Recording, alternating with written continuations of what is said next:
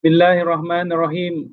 Alhamdulillahirabbil alamin wassalatu wassalamu ala asyrafil anbiya'i wal mursalin wa ala alihi wa sahbihi ajmain. Subhanaka la ilma lana illa ma 'allamtana innaka antal alimul hakim. Wala haula wala quwwata illa billahil aliyyil azim. Rabbi shrah li sadri wa yassir li amri wahlul 'uqdatam min lisani yafqahu qawli, amma ba'd. Assalamualaikum warahmatullahi wabarakatuh. Sidang penonton yang saya hormati sekalian, alhamdulillah bersyukur kita kepada Allah SWT kerana kita bertemu pada kali ini dalam khusus umrah yang dibawakan khas oleh Tabung Haji Travel and Services. InsyaAllah saya akan menyentuh sedikit sepintas lalu tentang pengertian umrah, dalil umrah, sejarah umrah, rukun umrah dan ada-ada untuk melakukan umrah atau ada-ada musafir sebelum melaksanakan umrah. Jadi sebelum itu tuan-tuan dan puan boleh share sebanyak-banyaknya post kita pada kali ini dan tag rakan-rakan, insya-Allah mudah-mudahan rakan-rakan kita dapat mengikuti kita pada kali ini. Diharap tuan-tuan dan puan dapat menyediakan pen dan buku catatan lah untuk khusus umrah kita pada kali ini. Jadi marilah sama-sama kita bertalbiah, mudah-mudahan Allah SWT memberikan barakah kepada kita dan menyampaikan hajat kita lah untuk melaksanakan tawaf di Baitullahil Haram, insya-Allah. Bismillahirrahmanirrahim. Labbaik Allahumma labbaik. Labbaik la syarika lak labbaik. Innal hamda wan ni'mata laka wal mulk la syarika lak. Labbaik Allahumma labbaik. Labbaik la syarika lak labbaik. Innal hamda wan ni'mata laka wal mulk la syarika lak. Labbaik Allahumma labbaik. Labbaik la syarika lak labbaik. Innal hamda wan ni'mata laka wal mulk la syarika lak. Alhamdulillah dapat bertalbiah, mudah-mudahan Allah Ta'ala memanggil kita lah untuk melaksanakan umrah ke Baitullahil Haram, insya-Allah. Jadi sidang penonton sekalian, apakah yang dimaksudkan dengan umrah ya? Dari segi definisi umrah ialah mengunjungi Baitullahil Haram di Mekah pada bila-bila masa ya. Dan untuk mengerjakan ibadat-ibadat tertentu menurut syarat-syaratnya. Jadi maksud umrah di sini ialah mengunjungi Baitullahil Haram di Mekah. Kalau pergi tempat lain tak jadi ya. Kita mengunjungi Baitullahil Haram di Mekah pada bila-bila masa. Maksudnya sepanjang tahun daripada bulan Muharram sampai bulan Zulhijjah. Di bulan kita di bulan apa sekarang? Hari ini 21 Jamadil Akhir bersamaan 1442 Hijrah. Kita ada 12 bulan Hijri ya. Muharram, Safar, Rabiul Awal, Rabiul Akhir,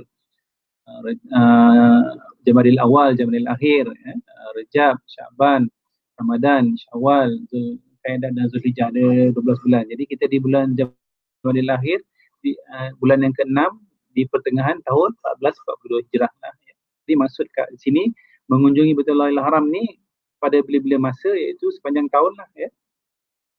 Untuk mengerjakan ibadat-ibadat tertentu menurut syarat-syaratnya.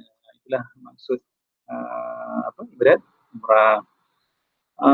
Dan apakah dalil yang mewajibkan kita melaksanakan umrah?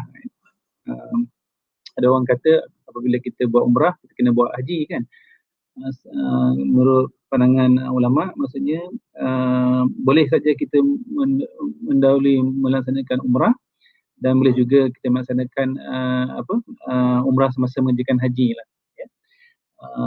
Firman Allah SWT, A'udzubillahi minasyaitonirrajim, wa atimul hajja wal umrata lillah. Dan laksanakanlah haji dan umrah kerana Allah SWT ya. Ini surah Al-Baqarah ayat 196. Jadi tuan-tuan dan puan, apakah yang perkara yang mewajibkan, apakah bilakah umrah ni diwajibkan ya? Jadi Rasulullah SAW pada tahun 6 Hijrah bermimpi ya, baginda dan sahabatnya masuk ke Masjidil Haram. Kemudian Rasulullah dalam mimpi itu Rasulullah mengambil kunci Kaabah. Kemudian lalu bertawaf dan berumrah ya. Sebahagian sahabat mencukur rambut dan sebahagiannya bergunting. Ini mimpi Rasulullah SAW ni menandakan satu kefarduan lah bagi baginda seorang Nabi untuk melaksanakan ibadat umrah. Ini bagaimana yang dinyatakan dalam surah Al-Fatah ayat 27 ya. A'udzubillahi minasyaitonirrajim. Laqad sadaqallahu rasulahu ru'ya bil haqq fatadkhulunna al-masjidal harama insyaallah aminina muhallikina ru'usakum muqassirin la takhafuna fa'alima ma lam ta'lamu faja'ala min dzalika fathan qariba. Maksudnya sesungguhnya Allah telah menyatakan benar Rasulnya dalam perkara mimpi itu dengan kenyataan yang sebenar, iaitu sesungguhnya kamu tetap akan memasuki Masjidil Haram insya-Allah dalam keadaan aman dengan mencukur kepala kamu dan menggunting sedikit rambutnya serta kamu tidak merasa takut akan pernyataan musuh yang kamu keluar balik dari situ. Allah menangguhkan berlaku penyataan itu kerana ia mengetahui adanya faedah dalam penangguhan itu yang kamu tidak mengetahuinya, maka ia menyediakan sebelum terjadinya mimpi itu satu kemenangan yang dekat akan berlakunya. Ini dalam surah Al-Fatah ayat 27.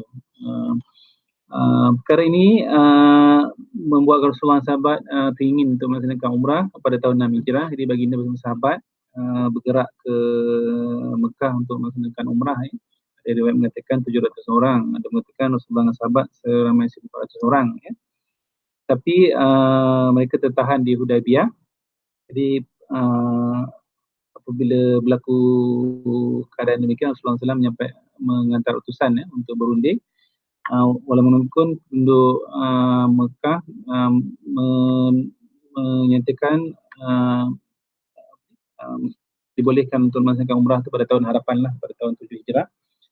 Jadi Rasulullah SAW pun melakukan dan sahabat melakukan ihsar lah kerana pada tahun itu tidak dapat menunaikan umrah. Itu sedikit tentang sejarah pelaksanaan ibadah umrah lah ya. Jadi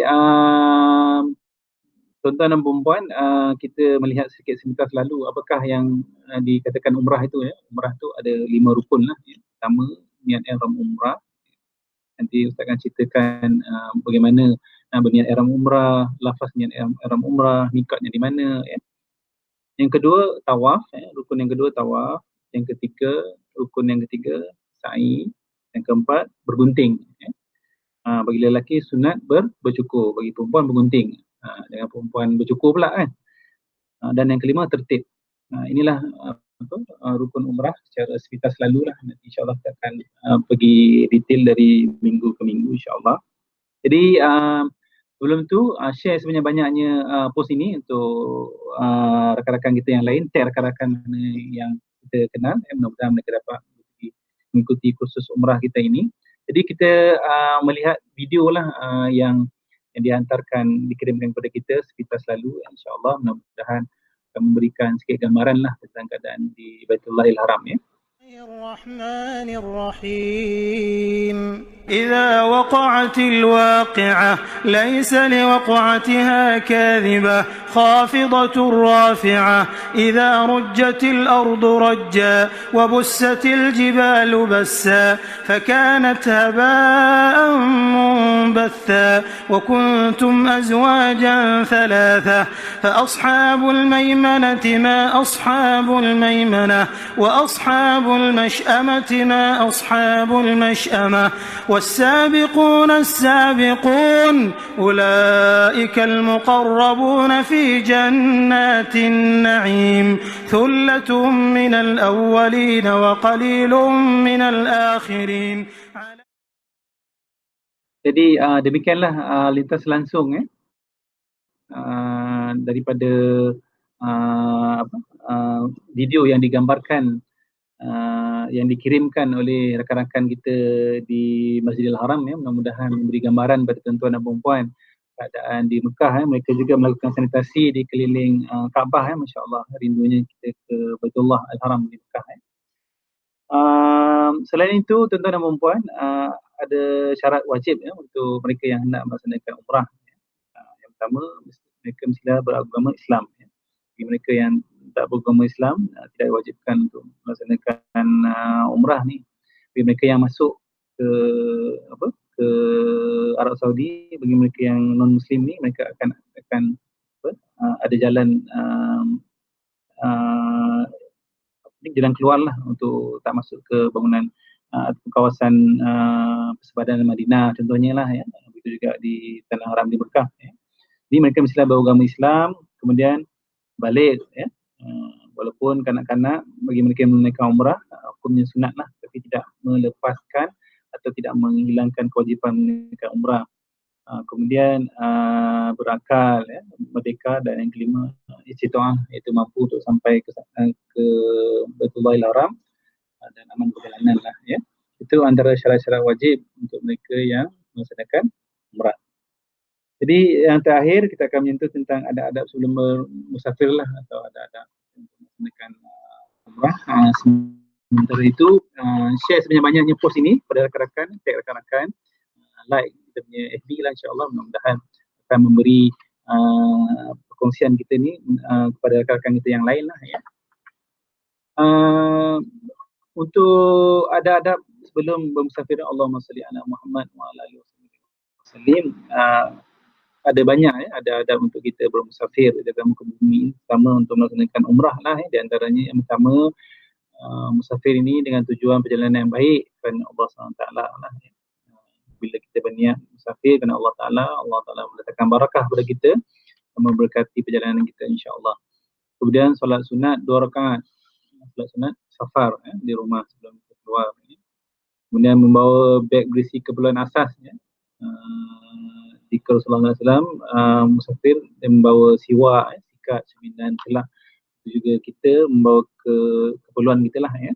Kemudian mengucap selamat tinggal kepada keluarga, sahabat serta berdoa untuk kesejahteraan mereka. Kemudian membaca basmalah ketika keluar daripada rumah. Memperbanyakkan doa sepanjang perjalanan, ya. Jika kita keluar lebih daripada 2 orang, yang ini bertiga, lantik seorang ketua, ketua kumpulan untuk memudahkan urusan, ya. Kemudian apabila selesai pulang, kita membawa hadiah kepada keluarga lah.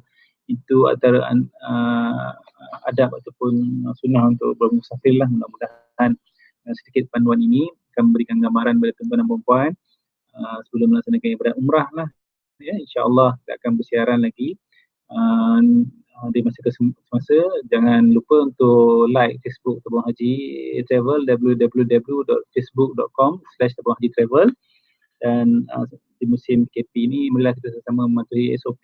Ingat, elak 3 perkara, 3S, ya. Pertama sempit, kedua sesak, dan ketiga perkongsian ini. Mudah-mudahan kita mendapat sedikit perkongsian, sedikit ilmu yang bagi kita untuk persiapan menunaikan umrah. Yang baik itu datangnya daripada Allah SWT, yang tidak baik itu dari kekurangan kelemahan diri saya. Saya sudahi dengan qulu qawli hadza wa astaghfirullahi wa lakum wa astaghfirullahal azim li wa lakum li sairil muslimin wal muslimat fastaghfiruhu innahu ghafurur rahim. Assalamualaikum warahmatullahi wabarakatuh.